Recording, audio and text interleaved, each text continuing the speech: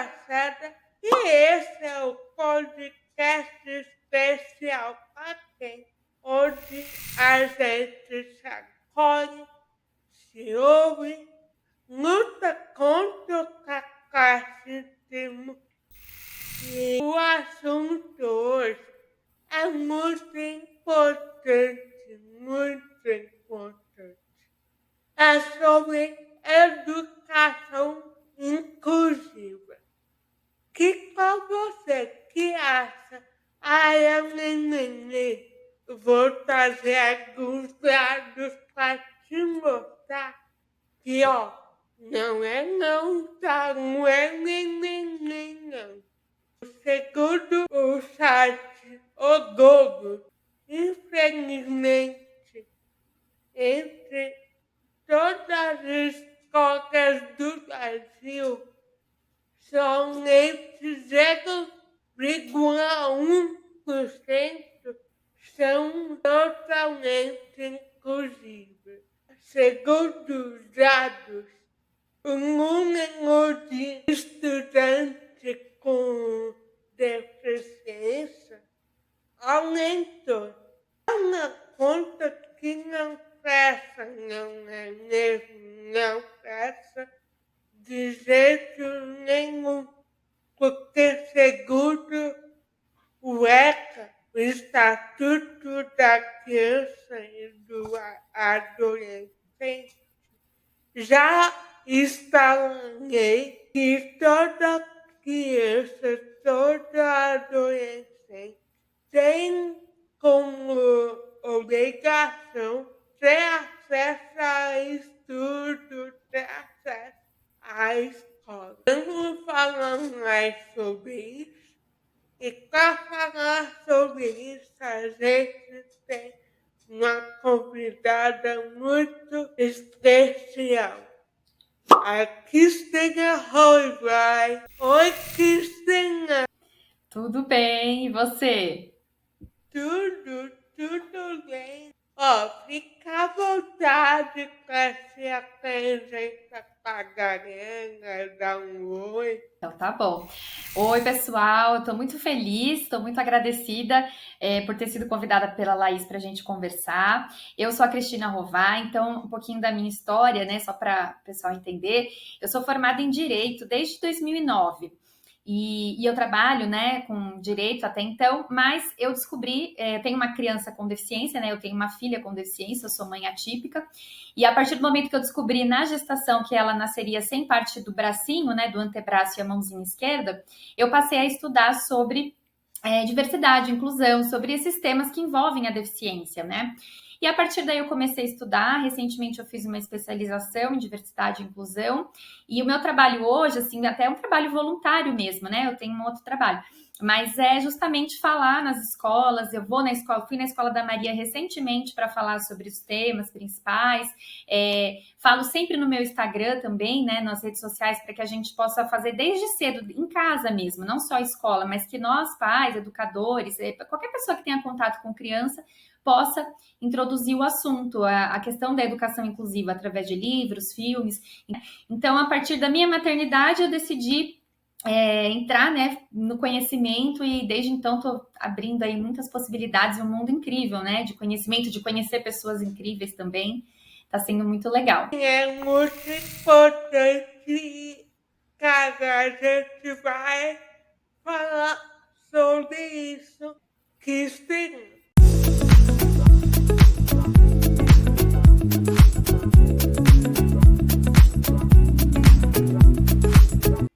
A primeira pergunta que eu queria fazer é a seguinte.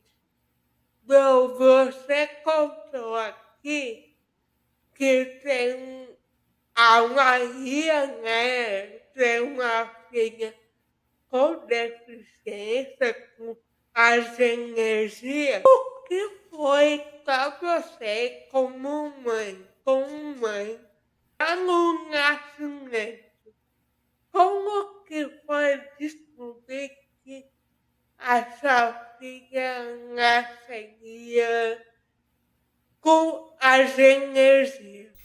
Sim, eu descobri no comecinho da gestação, Laís, e assim, foi um baque, como você falou, porque a gente idealiza a criança perfeita, entre aspas, né? Porque a gente cresce ouvindo isso, a gente cresce entendendo que a gente que é certo e que é errado, que é perfeito e imperfeito, né? Com relação à deficiência. A gente não tem nenhum conhecimento, né?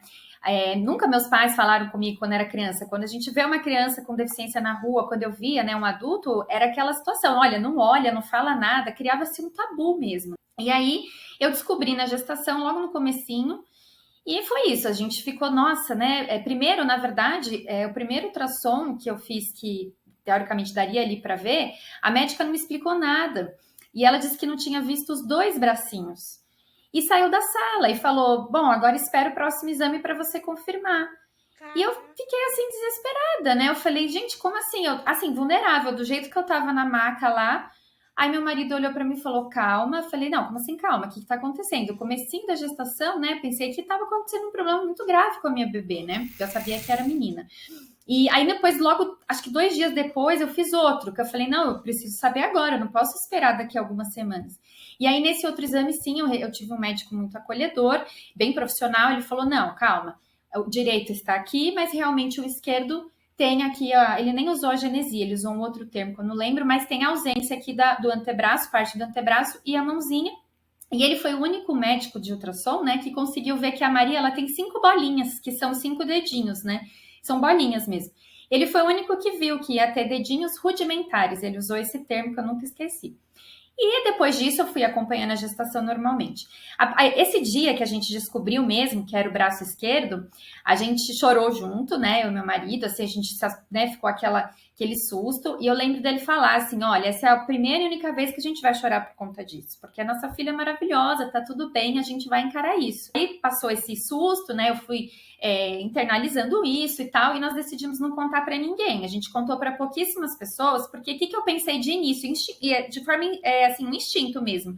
Eu falei: eu não vou contar para ninguém porque isso não é um problema. Por que eu vou ficar falando: eu tô grávida e olha, minha filha vai nascer sem o braço? Eu achava que isso, né, ia ser pejorativo para ela. Eu nem tinha começado a estudar. Mas eu falei: não preciso falar, e eu também não ia saber lidar, né? Como que eu ia lidar com a reação dos outros se eu também estava entendendo o que estava acontecendo. E foi ótimo, a gente optou, cada casal faz de uma forma, né? Cada pessoa faz de uma forma. E aí, no meio da gestação para o final, eu comecei a pesquisar. Porque o que veio na minha cabeça? Eu falei: bom, eu não quero sentir pena da minha filha. Acho que esse sentimento foi o que mais me motivou. Porque eu estava sentindo, eu já estava duvidando dela. Na minha barriga eu já duvidava da capacidade dela, porque eu falava: como que ela vai engatinhar? Como que ela vai comer, pentear o cabelo? E depois eu pensava: tadinha, né? Aí eu falei: não, me incomodava muito esse sentimento, sabe? Aí eu falava: não posso sentir isso. O que eu tenho que fazer para melhorar isso? Aí fui pesquisar. Falei: deixa eu ver adultos sem o braço. Nem sabia que existia essa palavra genesia. E comecei a pesquisar na internet pessoas sem o braço.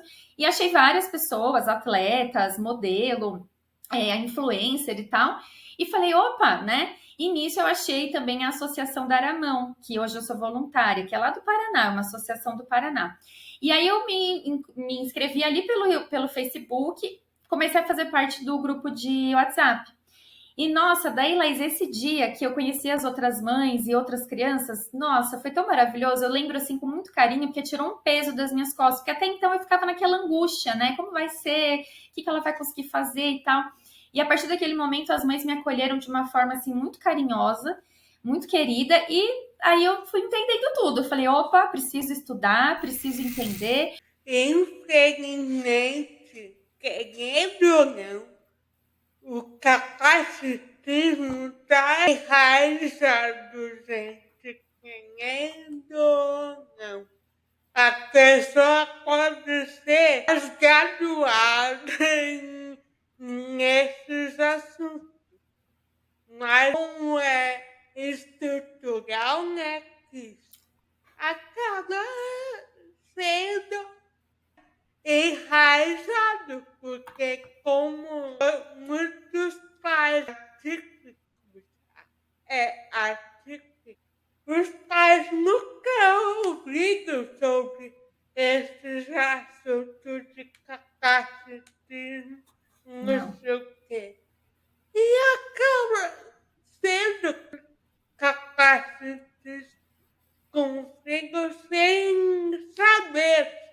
E a gente vê muito isso, né, acontecer. Muitas pessoas negam, inclusive, né, às vezes quando é uma deficiência oculta, uma deficiência intelectual, os pais negam muito, muito ainda, né? Então a gente vê, é estrutural mesmo, né? Eu gosto muito de estudar história, sempre gostei. E analisando a história da pessoa com deficiência, a gente vê esse histórico de exclusão, né? Esse histórico de negação, inclusive da família, de exclusão mesmo, de abandonar, de institucionalizar, internar. Então a gente não tinha nenhum apoio. Então, lá nos primórdios, né? Nos séculos passados, a família não tinha nenhum apoio, a igreja considerava, né, a religião, né, considerava como um castigo, como algo ruim. Então, essa herança que nós temos é muito negativa, ela é muito forte, né? Eu costumo dizer, até falei na Escola da Maria semana passada, ainda bem que não faz parte do nosso DNA, olha só, né? Felizmente, a gente pode mudar essa cultura que nós recebemos, né? Essa identidade cultural, porque isso é uma identidade cultural né, de gerações que foram passando de geração para geração e que infelizmente ela né, reverbera até hoje, mas não está no nosso DNA. Então essa é a parte boa, né? Todos nós podemos e temos que evoluir com relação a isso, né? Com relação aos conhecimentos de comportamento humano. Porque, sabe, eu entendo, e assim, justamente no Instagram eu abri, né, o Instagram, eu comecei a falar para ajudar os pais, né, as mães, porque eu sei como é angustiante, né, eu sei como o mix de emoções, porque é isso que você falou. Você vira mãe, já é um mix de emoções, a gente já se sente responsável pelo primeiro minuto ali que você sabe que tá grávida. Sim, é uma pressão, porque você fala, nossa, depende de mim, né, eu preciso me cuidar, preciso me alimentar bem e tal. Nessa busca de escola, de uma escola caixa-fria, como que foi a busca de uma escola inclusiva caixa-fria? Porque procurar uma escola já é difícil. Eu nunca procurei escola com meu filho, mas imagino que deve ser difícil. Eu moro numa cidade pequena, né, no interior de São Paulo. Então, aqui não tem tantas opções, né, de escola, mas é bem atendido, assim, a região, né, porque tem outras cidades próximas e tudo mais. Então, a Maria é pequenininha, né, ela tem 4 anos, ela começou numa escolinha, a primeira cidade que a gente morava quando ela era menorzinha não era essa, né, era outra cidade menor ainda. Então, não tinha muita opção. Eu fui por uma indicação, mas o que eu fiz, né, assim que eu entrei na escola, no comecinho, quando ela entrou na escola, ela tinha 1 ano e 10 meses, mais ou menos, assim, quase 2 aninhos. Não, foi antes. Acho que ela entrou com 1 ano e 3 meses, 4 meses. Foi antes até dela andar. E aí eu nem tinha muita noção, né? Eu tava começando os meus estudos, não tinha muita noção, mas eu falei, né? Assim que eu cheguei, eu falei, olha, tá tudo bem, a gente pode conversar sobre a genesia dela. Se as crianças perguntarem, porque era uma escola pequena, mas tinha criança até 5 anos que estudava lá, né? Aí eu falei, se as crianças perguntarem, pode falar que ela nasceu assim, tá tudo bem, que ela é uma criança como outra qualquer, ela vai brincar, ela vai fazer as coisas. Eu falei, ela engatinha, né, nos 4 apoios mesmo, né, ela conseguiu compensar no outro bracinho, então ela consegue engatinhar, tá tudo bem, ela faz tudo. Come sozinha, tudo mais. Tá bom. E aí, passado um tempo lá da escola, que eu percebi que eu tinha que fazer lá uma espécie nem foi uma palestra, mas uma conversa com a equipe pedagógica, porque eu já estava me aprofundando mais, e aí foi muito legal, porque uma amiga muito querida, né, que tá aqui nas redes também, que ela tem um podcast também que chama Cotocast, que é a Fernanda, a gente ficou muito amiga, e aí ela morava lá perto. E aí eu falei para ela, Fê, e ela tem a genesia, né? Aí eu falei, Fê, eu queria falar na escola da Maria, mas eu não sei por onde começar. Ela fez assim, na hora. Ué, eu te ajudo, você quer que eu vá junto? É aqui pertinho da minha cidade. Aí eu falei, nossa, claro. E eu fiquei muito feliz, porque eu só conhecia ela pelas redes. E aí ela foi comigo essa primeira vez, e ali eu falei, nossa, eu quero fazer isso. Eu fiquei tão segura com ela ali do meu lado, e ela fala tão bem, né? Ela é maravilhosa, né? Ela dá várias palestras, cursos, né? E aí eu falei, nossa, eu quero fazer isso também. E aí ela ela me ajudou muito, eu sempre falo isso pra ela. E quando a gente veio para essa cidade, aí eu já estava mais, né, informada, eu já falei, bom, preciso... E aí toda a escola que eu fui, eu falava, como que vocês falam, né, o que vocês fazem já pela diversidade e inclusão? Mas assim, elas não tinham nada, né, não tinham plano, assim, já para me dizer, olha aqui, a gente já treinou os nossos funcionários, a gente já falou. Não tem, né? Não tinha. A escola que eu escolhi para Maria, né? Eu gosto muito, é uma escola pequena também, mas eles foram muito abertos, né? Então, quando eu conversei, assim que eu cheguei, a pessoa que me atendeu falou: não, a gente vai conversar, a gente é super aberto e tal. Então, eu falo desses temas básicos e mais o que a equipe pode fazer, como incluir. Então, uma coisa que eu acho muito importante, Laís, também, e assim, né, completando só a pergunta, sim, eu fiz um vídeo recente, né, sobre isso. Tem muita gente que não pode escolher, que se der problema, não tem como sair daquela escola. Então, o que eu dou de conselho, né? Acho que é um conselho. Mantenha essa parceria com a escola, sabe? Vá atrás de informação para que você fique ali com material para você levar, para você exigir sim o cumprimento da lei, né? Então a escola tem sim que vencer essas barreiras, tem que oferecer um ensino de qualidade, que vai sim atender às necessidades específicas da sua criança com deficiência. Então, se você não conseguir, vá até o Ministério Público da cidade, Defensoria Pública, vá buscar, né, o direito para, se for preciso, judicializar, né, entrar com ação, mas existe, né? A gente tem respaldo legal. Então, é importante saber disso, minimamente, né? Os pais saibam disso, para que eles possam buscar ajuda, né? E aí, falar com a escola, levar material e falar sobre as necessidades específicas da sua criança, porque só a gente sabe, né? A gente que é mãe e pai, a gente sabe muito mais do que qualquer outra pessoa. Então, acho que se você antecipar isso para a escola, levar, né? Falar, olha, o que precisa ali melhor para você acessar a criança, para acalmar, dependendo da situação, se tiver uma crise. A criança com deficiência, ela não pode ser esquecida, porque o que acontece muito? As escolas esquecem mesmo. Elas passam batido. No dia a dia, vai lá e faz uma atividade que, teoricamente, precisaria das duas mãos. E daí entrega na mão da criança a atividade e a criança fica assim. Isso acontece muito, sabe? Muito. Tem muitos relatos na associação. Nossa, sim. Tem muitos relatos. Então, a criança fica assim... Ué, mas como que eu faço, né? Só tenho uma mão. E ficam tristes, porque se sentem frustradas e tudo mais. Então, eu bati muito nessa tecla. Falei, gente, não pode esquecer, né? Falar que, é uma coisa interessante isso também, né? Ai, mas eu nem percebo. Ela é tão esperta que eu nem percebo que ela não tem o braço. Eu falei, então, aí é capacitismo também, né? Você tá esquecendo de uma característica importante. Perceber, né? É perceber. Se você não percebe, tá sendo capacitista. Exatamente, porque você tá tentando apagar, né? Normalizar, está tentando invisibilizar mais uma vez, como historicamente foi feito, aquela pessoa. Então, tem que se preocupar sim na hora do esporte para que ela não se sinta excluída. Então, essas questões é muito importante a gente ter alinhado com a escola, né? Levar essas questões para que a escola tenha, sim, que buscar os treinamentos necessários, para que a escola vai... Então, se você, como no meu caso, eu consigo ajudar, né? Digamos assim, eu posso levar material, eu consigo ir lá. Mas, às vezes, a mãe não consegue. Não é que ela não consegue, ela não tem, né? Ela não tem esse material, ela não estudou. Não tem problema. Porque a escola tem, sim, que buscar. Ela tem, sim, que contratar, então, alguém que vai treinar. Ela tem que contratar já um professor especializado, né? Então, é importante os pais saberem disso.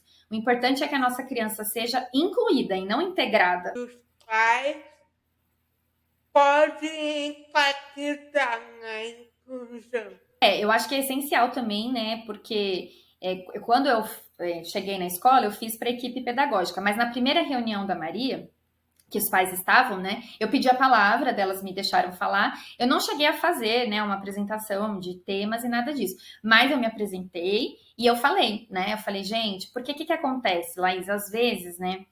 Os pais de crianças sem deficiência, que nunca viram, nunca falaram com os filhos, cria esse tabu, né? Eles ficam com medo, eles falam, ai meu Deus, e se minha criança falar alguma coisa, o que eu falo? O que eu respondo? Então eu já quebrei esse gelo, né, entre aspas, eu gosto de usar essa expressão, porque eu acho que quando a gente, família, e a própria pessoa, né, quando ela tá, né, ela tem condição disso, quebra esse gelo da deficiência, as coisas ficam melhores, porque as pessoas ficam tensas, né? Eu percebo que as pessoas ficam tensas, não sabem qual palavra usar, não sabem o que podem falar, que vai ofender.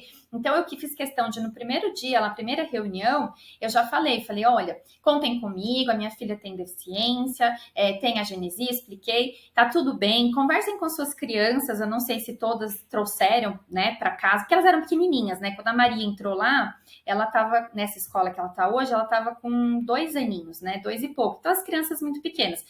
E tanto que algumas mães, ela tá com a mesma turminha até hoje. Algumas mães falam para mim que a criança nunca falou. A criança nunca falou, Maria não tem o braço. Porque acho que eles eram tão pequenos e foi tão natural essa evolução deles, que tá tudo bem, né? A Maria é assim. Então, eles nunca falaram pra mãe que ela não tinha o braço, né?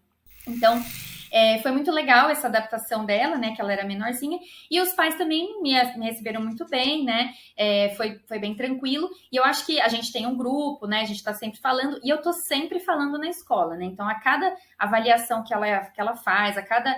passa uns meses, eu falo com a professora, que muda, né? Mas aí eu falo, tá tudo bem? Alguma situação? Não, Cris, tá tudo bem. A gente tá de olho, mas não teve nada. E as situações que eu vejo que acontecem de olhares, né, de alguma coisa assim, eu também reporto. Eu falo com a diretora, falo com a equipe, falo, olha, depois só conversa com a criança, né, mais velha tal, e não sei o quê. Como que a escola pode ensinar sobre diversidades com as crianças?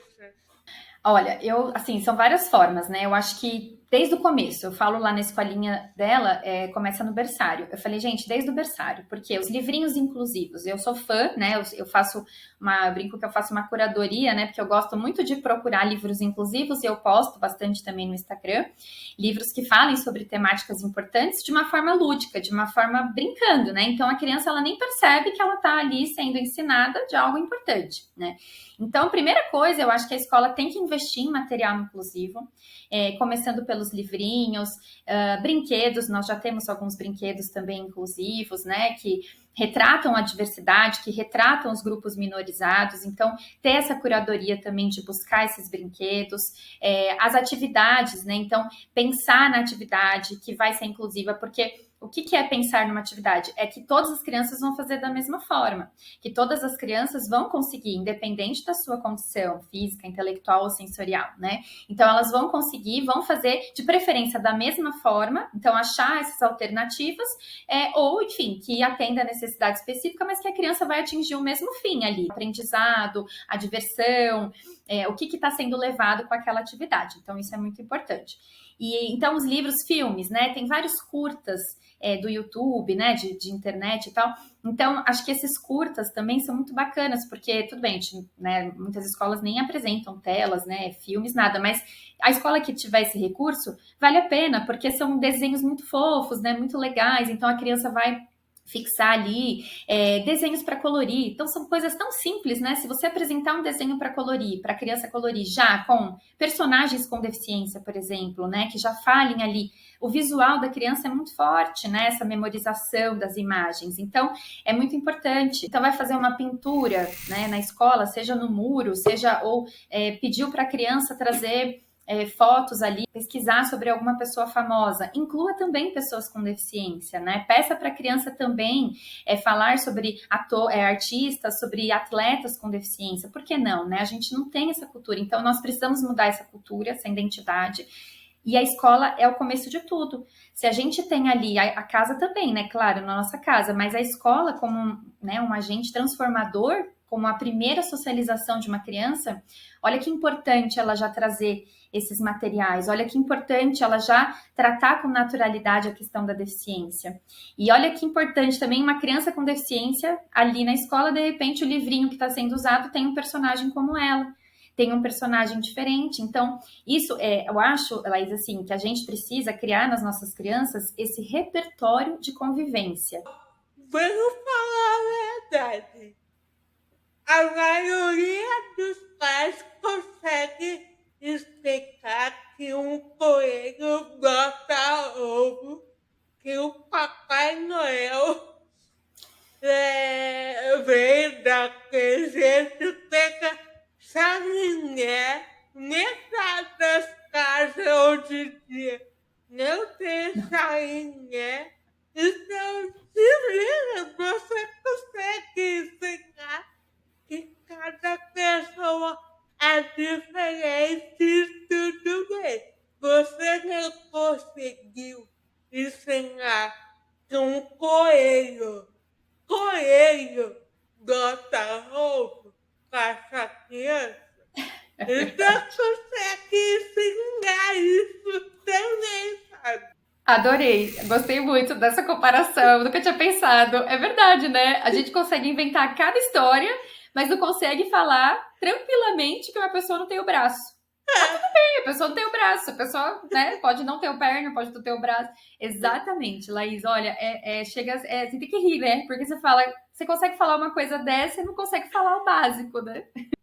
Como a escola pode fazer uma campanha anti-bullying, sabe?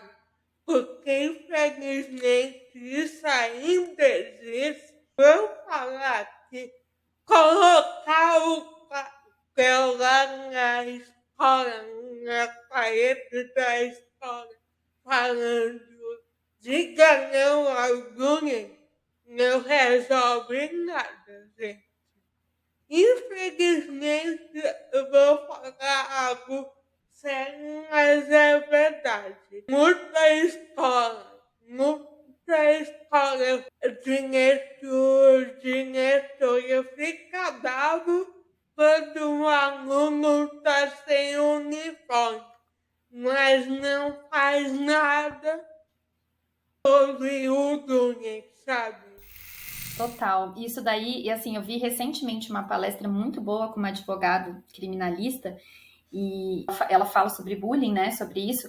Inclusive, também outra coisa importante, né, bullying é crime, né? O bullying, ele tá tipificado agora no Código Penal, a partir começou o ano passado, né, entrou em vigor o ano passado, no começo de 2024. Então, a prática de bullying é crime. E tanto os pais de crianças podem ser responsabilizados, quanto a adolescente, né, o adolescente. Então, os adultos, pais responsáveis, são responsabilizados também pelos atos das suas crianças, né? Então, não é... E, claro, né, a gente até comentou, ela comentou isso na palestra, eu achei muito legal, assim, muito impactante, na verdade, né? Não é legal, mas impactante, porque se virou crime é porque nós falhamos como sociedade, né? Se precisou a gente colocar uma conduta como crime no Código Penal, é porque nós falhamos.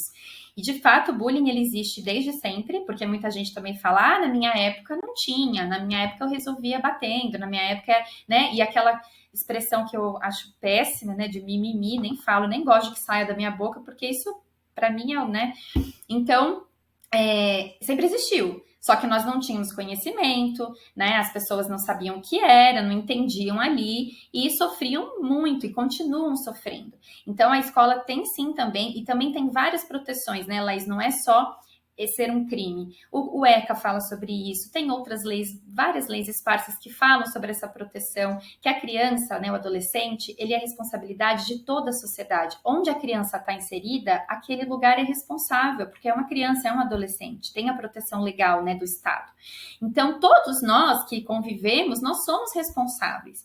E a escola, ela precisa, além de dizer isso, diga não ao bullying, qual que é o pacote anti-bullying, né? O que você está fazendo aqui? Qual que é como que você está treinando? Então, é muito importante. A escola também tem que se conscientizar. E não é só falar, não, aqui não tem. Tem, né? Praticamente todas as escolas do Brasil, eu acho que tem essa questão do bullying. Vai ter uma questão ou outra. Então, precisa identificar, precisa acompanhar tanto quem está praticando quanto quem está sofrendo. Precisa direcionar, a chamar os pais, né? Chamar a responsabilidade, fazer as intervenções necessárias. Não é assim, eu entendo que às vezes a escola precisa, né? Ela não tem ali muita ferramenta, expulsa a pessoa. Mas, poxa, aquela pessoa que foi expulsa, que está fazendo, ela vai fazer em outra escola, né? Só vai mudar o problema. Então, é importante que os profissionais tenham essa consciência, também busquem treinamento adequado, falem com profissionais que já trabalham com isso, para que a equipe esteja pronta para as intervenções, né? E os pais, principalmente, a gente precisa tomar essa responsabilidade, sabe? Essa consciência e ficar em cima. Criança e adolescente precisa de acompanhamento. A gente não pode deixar, mas o meu filho já faz tudo sozinho, ele já é grande. Não, mas ele é um adolescente, ele é imaturo, ele precisa de você ali, você precisa saber o que ele está falando nas redes sociais, o que ele está falando no WhatsApp, né? Como que ele tá na escola, cadê o caderno dele? Não é assim, sabe? Tá tirando nota, tá passando de ano, eu vou deixando. Então, os pais precisam sim acompanhar, porque não é questão só de você ser responsabilizado criminalmente. E qual o impacto que você vai causar na vida de uma criança que está sendo ofendida, né? Que está sendo perseguida? E criança com deficiência, infelizmente, a incidência é muito maior, porque a deficiência acaba sendo chamariz, né? Acaba sendo ali a mais frágil e a piadas, né, por conta de característica, a estereótipo, a apelidos. Então, qual que é o impacto disso na vida de uma pessoa, sabe? É muito grave, isso é carregado para a vida toda. Então, os pais precisam tomar essa consciência e a escola é isso, não é só pôr o papel, se preocupar com o uniforme, exatamente. Não é só se preocupar com a estética, né? O que é bonito aqui da minha escola. Eu tenho que me preocupar com o que está acontecendo ali, né? Com o que é vivo, com o que está ali nos corredores. O que está acontecendo no pátio? Eu não posso simplesmente, ninguém está brigando, tá tudo bem, ninguém está se batendo. Não, não é isso, né? Como que está ali? Então, as pessoas têm que estar, sim, e toda a escola tem que estar ligada. Se surgir uma situação, toda a equipe tem que monitorar para dizer, melhorou, não, continua, ele tá pegando ali, ó, continua com as ofensas, continua com as agressões, e acolher, eu acho que o acolhimento da pessoa, da criança, do adolescente que tá passando pelo bullying, é essencial, a escola dá importância, né? Então, a empatia que a gente fala tanto, é difícil você se colocar no lugar do outro, mas você tem que dar esse acolhimento, mesmo você não passando pela situação, para você, não é nada demais, mas para ele é. Então, acolhe, né, respeita e vai agir, porque é isso que é a empatia, não é só me colocar no lugar do outro. Isso daí a gente não consegue. É impossível se você não passa, né, pela situação. E o debate sobre capacitismo na escola está evoluindo ou ainda está muito devagar? Eu acho que evoluiu, né? A gente percebe, mas ainda, né, assim, as frases. É que assim, eu acho que as pessoas pensam, né? Muita gente nem conhece essa palavra, né? Capacitismo, o que é isso? Mas quando você fala, né, discriminação, né, com relação à pessoa com deficiência, a pessoa pensa que é só o negativo, né? Xingar, né, excluir porque tem deficiência, aquela coisa bem pejorativa, bem negativa. E aí, quando você vai ampliando isso, quando eu faço nas minhas falas, né? Eu falo, gente, capacitismo parece elogio. Às vezes, quando você elogia, faz aquelas postagens, né? E eu aqui reclamando da vida. Ou olha lá, que guerreira, né? Trabalhando. Tá? Essas são clássicas, né? Eu aqui reclamando da vida, claro. Já guerrilha. Essa daí, eu falo que, né? E eu lembro uma, inclusive, eu lembro de uma mulher com a genesia, que eu nem sei se eu já tinha a Maria. Faz tanto tempo que eu vi essa, uma cabeleireira trabalhando, e aí a pessoa tirou a foto e falou, que guerreira, trabalha assim há 20 anos sem o braço. Daí eu falei, nossa, guerreira, porque ela tá trabalhando, né? Normal. Então, assim, aí a gente vai explicando isso, as frases, né? Os ditados, né? Populares. E aí, conforme você vai ampliando isso, a pessoa fala, nossa. E assim, dessa vez que eu fui na escola, foi a segunda vez. A primeira vez foi em 2022. Não, em 2023 que ela entrou, em 2023. E aí algumas professoras já estavam lá em 2023. E aí quando eu falei de novo sobre essas frases, né, esses conceitos, umas 2 ou 3 falaram, nossa, Cris, eu nunca mais falei. Desde que você veio lá em 2023, eu nunca mais usei essas expressões. Eu falei, então, olha só que bom, né? A gente precisa mesmo ouvir, internalizar e pensar, porque de fato, às vezes sai da nossa boca sem a gente nem pensar. Então, a gente precisa sim, é um exercício mesmo, né? Diário ali da gente se policiar, porque de fato são coisas que a gente veio recebendo geração para geração, assim. Então, sai mesmo com facilidade. Mas não dá para a gente continuar, né? Replicando essas expressões tão preconceituosas, né? Que diminuem as pessoas, que ofendem. Então, isso é importante, né? Ter essa consciência de que a gente precisa. E eu vejo isso, que ainda tem uma luta muito grande, né? Porque as pessoas. O capacitismo é estrutural, então é difícil, porque. E outra coisa que eu falo, né? Para a gente enfrentar o capacitismo, a gente precisa enfrentar essa barreira atitudinal. E para mim é a pior, é a mais difícil, porque é uma barreira que está dentro da gente. É uma barreira que faz parte da nossa cultura. Então a gente vai ter que romper, né? A gente vai ter que mudar culturalmente para entender esses conceitos e pensar, não, realmente eu preciso mudar. Realmente eu preciso fazer algo diferente pelo meu filho, pela minha filha, pela sociedade. Então é difícil, mas assim, a gente não desiste nunca, né? A gente continua falando até que eu acho que vai diminuir bastante, assim, vai dar certo. Mas é importante a gente levar material para a escola, sabe?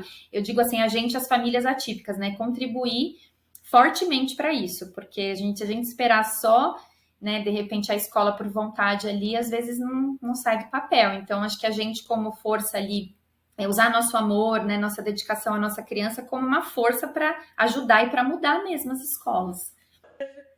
tem outros papos no meu canal no YouTube que você pode se inscrever, pode curtir, comentar. E tem o Spotify, Amazon Music e Deezer também. Apoia o canal, escuta o canal e espero que vocês gostem do podcast também. Cristina, olha, muito obrigada. Eu que agradeço. Você é maravilhosa Ah, e, obrigada.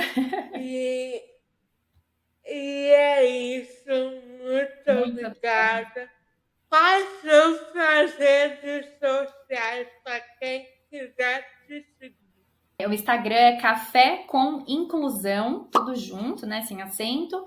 E aí lá que eu posto mais, né, na verdade, e posto vídeos, né, falo sobre a maternidade atípica, reposto também muito conteúdo bacana, né, das pessoas que eu sigo. Então eu tô sempre tentando deixar ali atualizado com notícias, com vídeos para naturalizar mesmo as existências. Então, contem comigo, podem me chamar lá, então se algum, né, uma mãe aqui atípica que está passando por alguma situação, eu faço muito esse acolhimento também das famílias novas, né?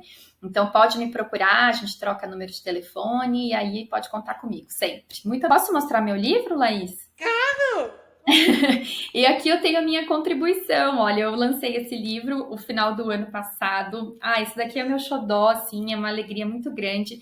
É a menina que andava descalça, então ela tem a genesia, é a Maria, né? É o desenho aqui da minha filha. E só que a ideia do livro, Laís, é não falar sobre a genesia. Então, o que destaca essa menininha aqui da história é o fato dela andar descalça em todo lugar. Então, as pessoas acham estranho, as pessoas olham, porque ela anda descalça, mas eu não falo sobre a genesia diretamente. Então, a ideia foi dizer aqui que a pessoa com deficiência, ela tem milhares de características. Ela é uma pessoa completa, inteira. Ela não tem só a genesia de característica, né? Ela não tem só a sua deficiência. É uma das suas características, faz parte da sua existência. Então, a ideia é naturalizar uma criança com a genesia, criar um repertório nas crianças e dizer que a pessoa com deficiência tem muitas características, ela pode ser o que ela quiser. E aí pode contar comigo, sempre. Muito obrigada a todos, aqui a todas que vão nos ouvir, que nos assistem. Muito obrigada. E nossa, maravilhoso. E olha, que fato importante, necessário. E muito obrigada a você que está assistindo, que é filho, você que acabou de ser pai, acabou de ser mãe, que já é pai há muito tempo, obrigada. E obrigada a você que está assistindo. Se você gostou desse papo, com certeza tem outros papos no meu canal no YouTube que você pode se inscrever, pode curtir, comentar. E tem o Spotify, Amazon Music e Deezer também. Então, por favor, me apoia, apoia o canal, escuta o canal e espero que vocês gostem do podcast também. E muito obrigada, um beijo. Na próxima sexta-feira, às 18 horas, fiquem ligados no meu Instagram, que eu sei que